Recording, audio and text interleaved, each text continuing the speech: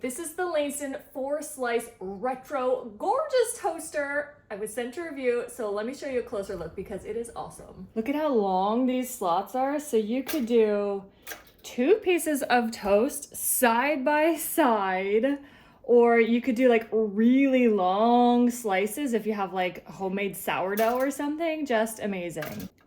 Pop it down. Once you've popped it down, you can switch to bagel or defrost if you want. I'll show you bagel in a second, but first we're doing our toast.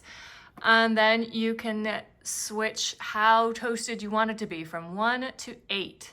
We've got it at a 4. When you've got it regular mode, it's toasting on both the inside and the outside of your toast. You've got an amazing lift function to help you get them out of there. Whoop. This is a 4 and we are toasted inside and outside just beautifully. To cancel, you just push here, boom. For bagel, you're gonna wanna put the cut side facing outward because only the outside is going to toast. They're not super wide, but they're wide enough for most bagels. Once it's in, switch it to bagel mode. You can adjust here if you want. And then bagel mode will only toast on the outside. Again, we've got the lift function.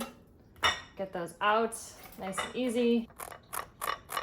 Level 4 on the bagel, which only toasts on the face for bagel perfection. And on the back, you've got this great removable crumb tray, so you can just take it out, dump it, and glide it back in there. I love how narrow it is. So it fits in small spaces on your counter, but also in your cabinets. It's so nice. And it's gorgeous too. This retro vibe, all shiny and beautiful.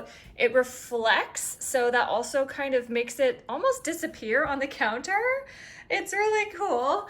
And then there's like no learning curve. It is so simple, no LED, no bazillion modes. It's got just enough without being over the top and confusing. I love this toaster. Link in video description to buy your own.